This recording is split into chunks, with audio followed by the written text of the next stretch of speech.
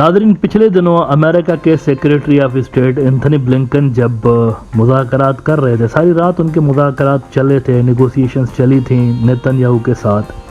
तो during the negotiations उनको भाग के बॉम्ब शेल्टर में पनाह लेनी पड़ी थी क्योंकि सायरन बज रहे थे कि जी मिसाइल आ रहे हैं यहाँ पे। अब जर्मनी के जो चांसलर हैं वो भी वहाँ पर पहुँचे और जैसे ही वो लैंड हुए उन्होंने मीटिंग्स की और ये सारा कुछ हुआ। अपनी सपोर्ट का उन्होंने यकीन दिलाया। 3-4 वेस्ट के मुल्क ऐसे हैं जो कि भरपूर तरीके से इजराइल के साथ खड़े हुए हैं। बाकी जो बहुत सारे मुल्क हैं वेस्ट के वो यकीनी तौर पर फ़लस्तीनियों के साथ ज़रूर खड़े हैं, लेकिन 3-4 ऐसे हैं जिन्होंने अनलिमिटेड सपोर्ट का ऐलान कर रखा है। अब जब ये वहाँ पर पहुँचे तो इनको भी, ये जो जर्मन चांसलर हैं, इनको भी भाग के बॉम्ब शेल्टर में पनाह लेनी पड़ी क्योंकि ये जब वहाँ मौजूद थे तो यहाँ इनकी मौजूदगी के दौरान सायरन जो है उनकी आवाज़ें सुनाई देने लगी और ये भी भाग के और बॉम्ब शेल्टर में छुप गए।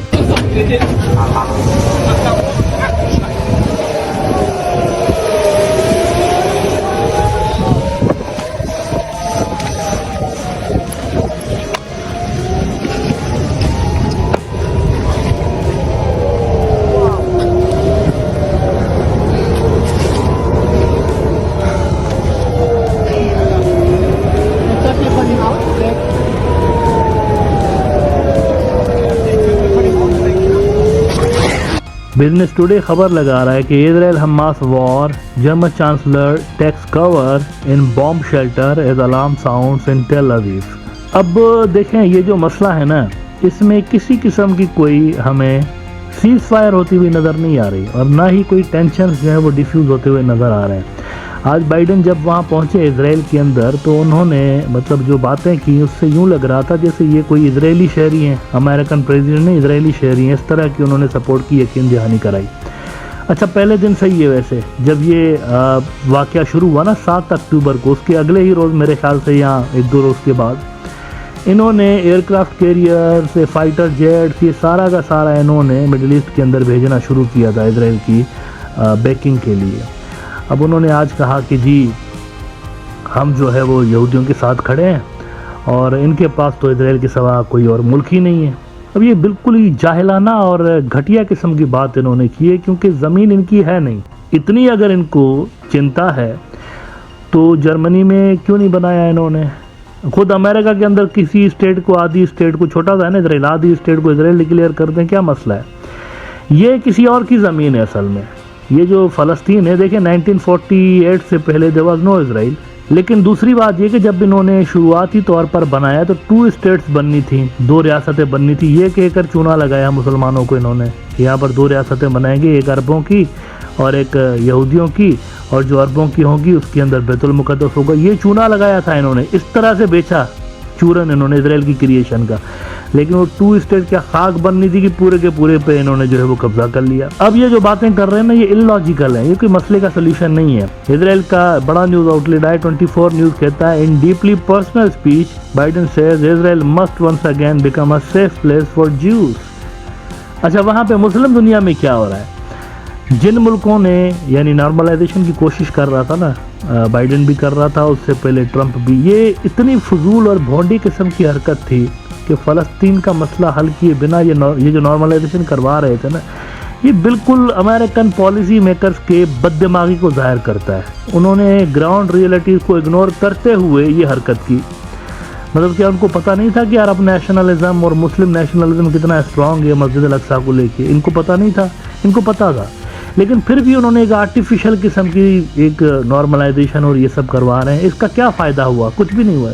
जिन मुल्कों ने नॉर्मलाइजेशन की हुई थी वो खुद भी कंडेम कर रहे हैं कि क्या किया है इजराइल ने। अल अहली मॉस्क के ऊपर ये जो हमला हुआ है, तो सबसे पहले जिन मुल्कों ने इजराइल को कंडेम किया उसमें से यूएई भी था। यूएई की तो नॉर्मलाइजेशन होगी तो उन्होंने भी कंडेम कर दिया।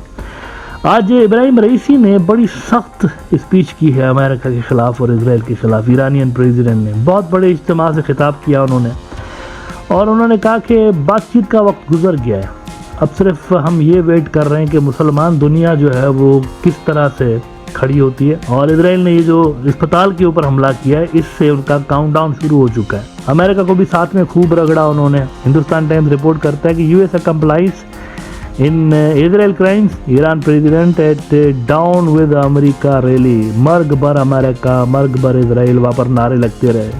और अनादुल एजेंसी भी तुर्की का रिपोर्ट कर रहा है, Iran Raisi says flames of bombed Gaza hospital with engulf Israel. सारे के सारे इसराइल को गजा की हॉस्पिटल के शोले अपनी लपेट में ले लेंगे। आज वहाँ पर योम सोग था, सरकारी सतह पर दुख का दिन मनाया गया। ये गजा के ऊपर बमबारी की गई ना, ये जो अस्पताल के ऊपर, इसके वजह से यहाँ पे योम सोग था ईरान के अंदर आज।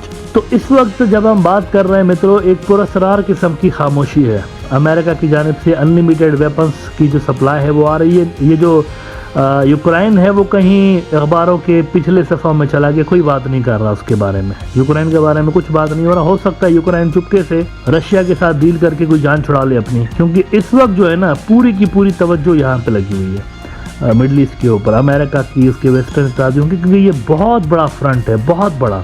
अमेरिका एक ऐसी जंग में इन्वॉल्व हो चुका है जिसका उसको खुद को भी पता है कि एंड उसके हक में नहीं निकलेगा। अभी देखे ना, ये जो 15-16 साल रह के गए हैं मिडल ईस्ट के अंदर, ये जो इराक और सीरिया के ऊपर जंग की इन्होंने, फिर यमन के ऊपर, फिर लीबिया के ऊपर, कोई एक स्ट्रेटेजिक ऑब्जेक्टिव बताएं जो कि इन्होंने हासिल किया उस जंग में? कुछ भी नहीं हासिल किया। ऐसे ही आए, अरबों खरबों डॉलर्स इन्होंने भरे और चले गए, इतने सारे फौजी मरवा के चले गए। क्या मिला एंड में? ये अब भी वही कुछ होने जा रहा है। एक तवील जंग की इब्तिदा यहाँ पे हो सकती है और मामलात गजा के सतह पर सिर्फ महदूद नहीं रहेंगे। एक पुरस्कार खामोशी है मुस्लिम ममालिक में। अब देखते हैं कि उनकी जानिब से क्या रेस्पॉन्स सामने आता है। अमेरिका ने नेवरदलेस अपनी पोजीशन जो है यहाँ पे बिल्कुल क्लियर कर दी है कि हम नन्हे मुन्ने से इजराइल के साथ खड़े हुए हैं।